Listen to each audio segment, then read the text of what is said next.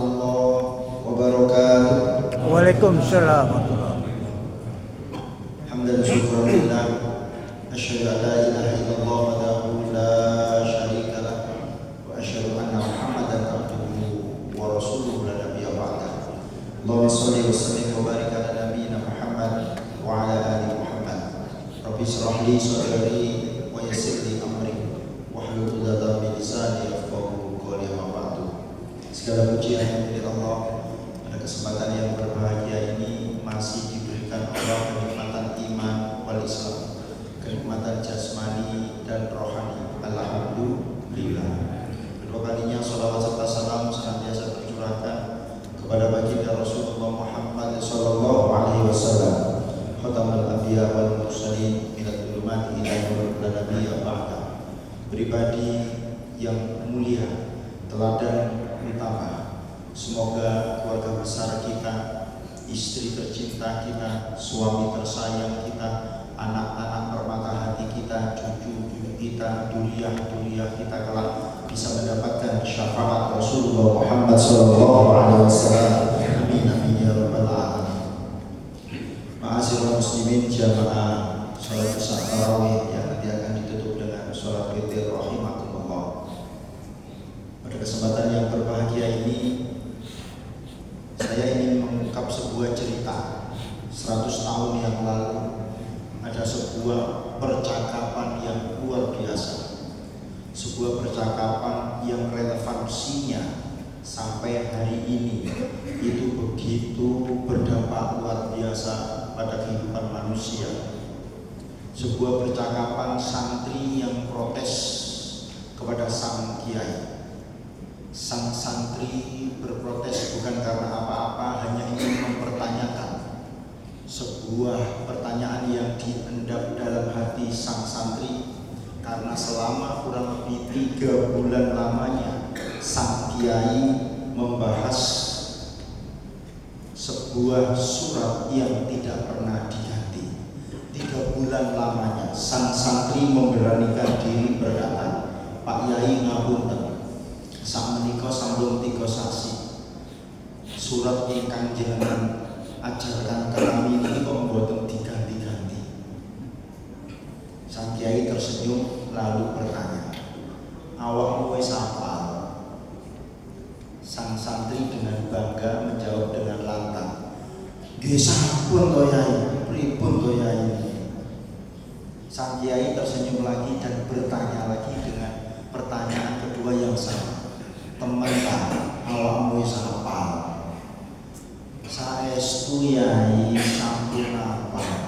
Sang kiai tersenyum lagi dan bertanya dengan pertanyaan ketiga dengan pertanyaan yang berbeda, "Karena kamu sudah hafal, pertanyaanku tak ganti, wis mau amalno."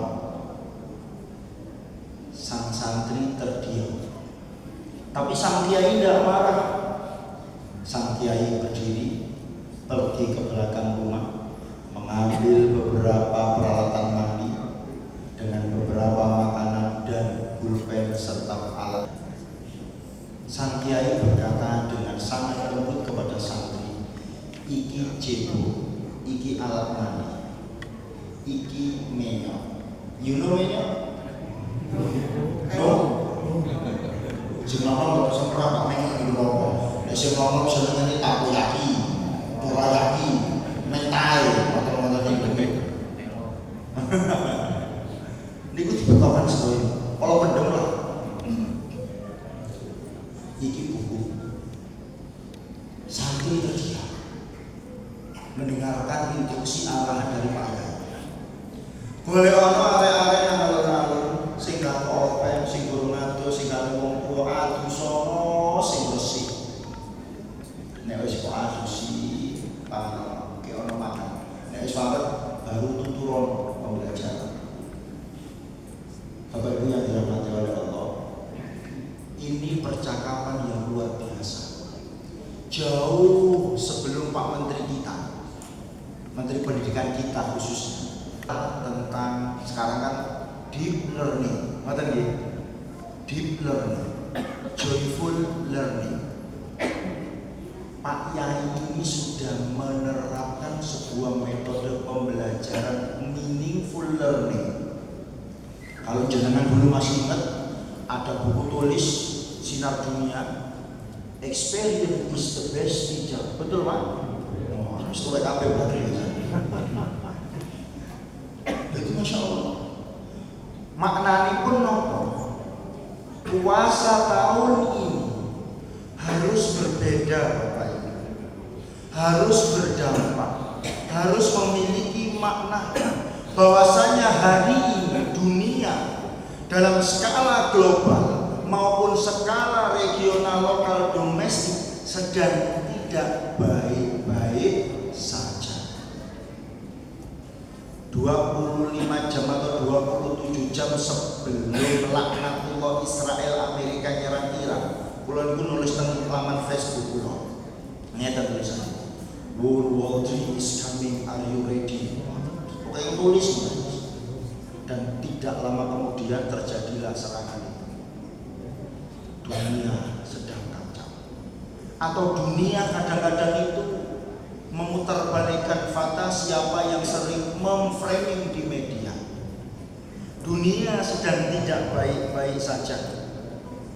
Little punch monkey. Ini mungkin jenengan yang mengikuti tren viral di dunia maya, ada seorang monyet, bukan seorang, ada monyet kecil yang tidak diingini oleh orang tuanya, betul? Lalu diganti dengan boneka. Itu viralnya luar biasa. Dunia memberikan simpatinya, dunia memberikan empatinya begitu luar biasa, diposting kemana-mana all around the world. Tapi mereka lupa ada anak kecil yang di depan mata kepalanya, orang tuanya, ayahnya, ibunya ditembak. Ada anak kecil yang memegang satu-satunya benda yang ia pegang di antara reruntuhan gedung. Tidak ada yang peduli, tidak ada yang simpati, tidak ada yang menaruh empati. Dunia diam. Dunia sedang tidak baik-baik saja. Di skala global, skala lokal 2025 pernah saya sampaikan di majelis di masjid ini. Raya namanya usianya 4 tahun. Raya namanya tinggal bersama kedua orang tuanya. Raya ternyata sang bunda Raya ini sedikit mengalami ODGJ yang ternyata ayahnya juga mengidap penyakit tuberkulosis. Raya namanya yang kadang makan kadang tidak makan, yang bermainnya di kolong rumahnya bersama ayam-ayamnya. Raya namanya ketika sakit luar biasa dibawa ke puskesmas ditolak, dibawa ke RSUD ditolak dengan alasan tidak memiliki BPJS. Baru kemudian ada LSM yang mengadvokasi, baru RSUD mau menerima, itu pun agak sedikit telat. 9 hari lamanya Raya berjuang dengan panas yang menggigil.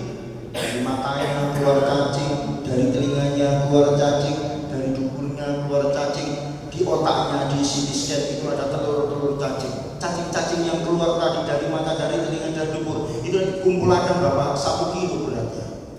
Raya namanya harus meregang nyawa. Dunia sedang tidak baik-baik saja. 2026 ada anak umur 10 kelas 4 SD harus melakukan tindakan bunuh diri karena tidak bisa membeli alat tulis. Masya Allah. Untuk Mama Reti, anak ini menulis sebelum ia melakukan bunuh diri itu. Untuk Mama Reti, saya baca itu Pak, dada saya sesek.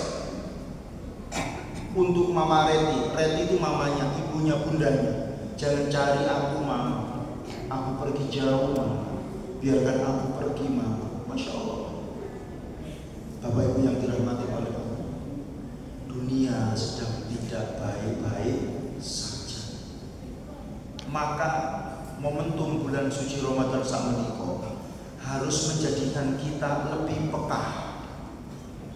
Radar kepekaan kita terhadap sesama harus meningkat. Cukup radar Amerika sih dihancur nombe Iran, tapi radar kita harus meningkat kualitasnya. Sonar frekuensi kepekaan sosial kita baik.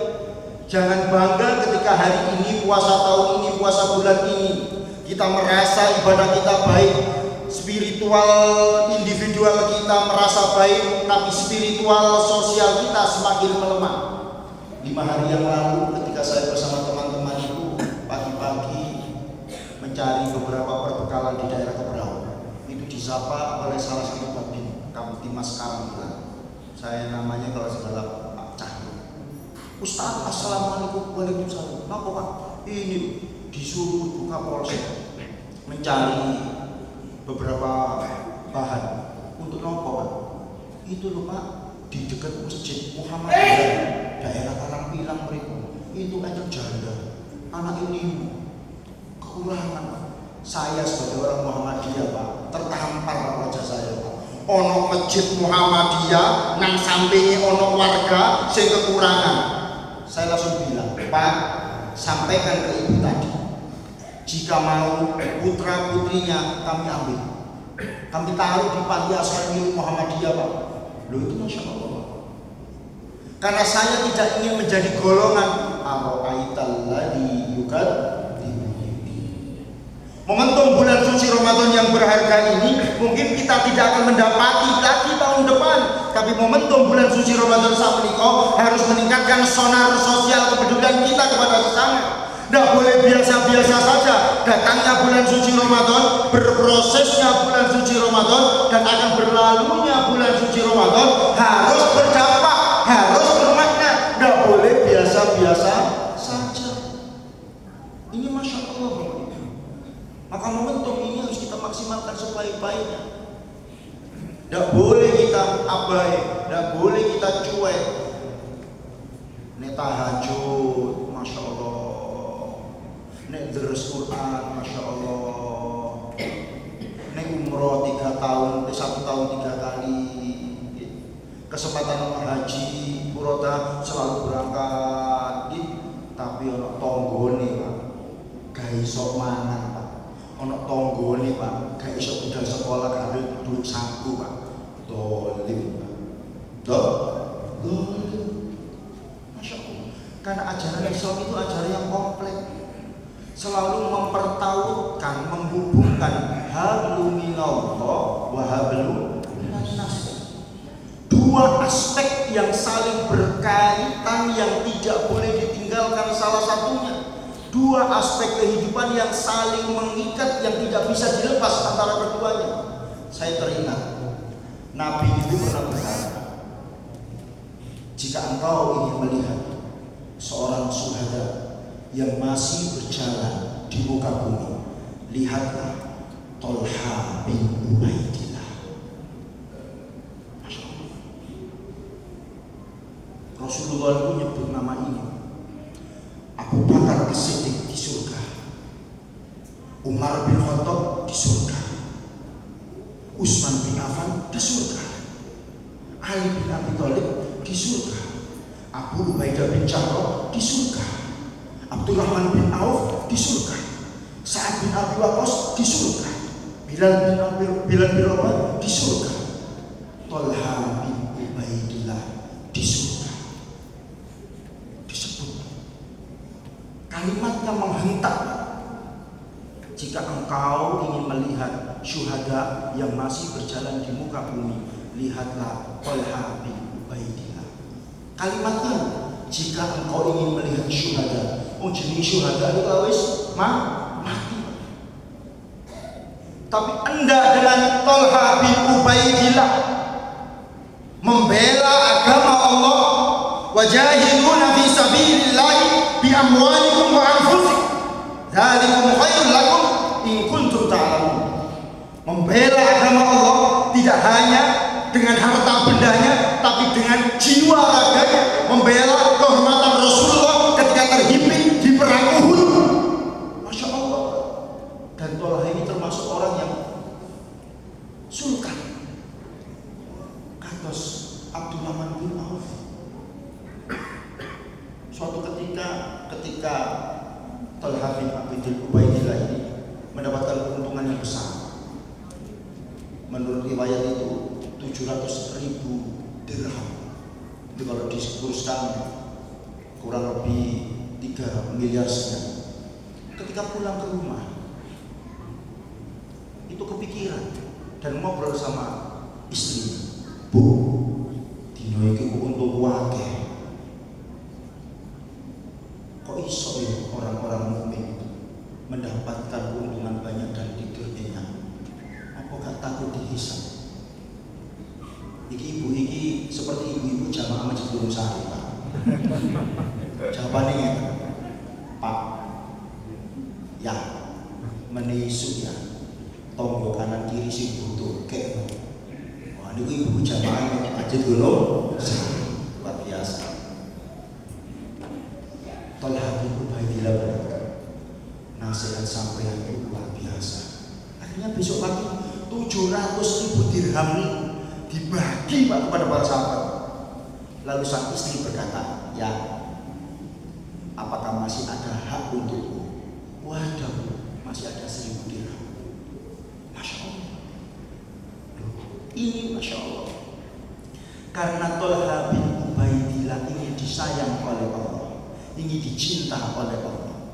Bapak Ibu jamaah yang dirahmati oleh Allah, jenengan purun disayang Allah membuat wallahu yuhibbul muhsinin. Allah itu mencintai orang-orang yang berbuat baik. Yang bagaimana alladzina yunfikuna fis-sarra wad-dharra, yaitu orang-orang yang membelanjakan hartanya baik di kala lapang maupun di kala sempit. Maka momentum bulan suci Ramadan sakmenika monggo mempertebal iman wajib, tapi jangan lupa kepedulian kita terhadap sesama, kesalehan spiritual sosial menjadi titik fokus kita. 1 bulan penuh kita dilatih untuk bagaimana merasakan lapar, untuk bagaimana menumbuhkan empati, simpati dalam jiwa kita, dengan harapan pasca Ramadan 11 bulan ke depan kita semakin peka, kita semakin peduli. Ketika ini menjadi kekuatan dan kemuliaan hidup kita, insyaallah surga untuk kita. Amin amin ya rabbal alamin.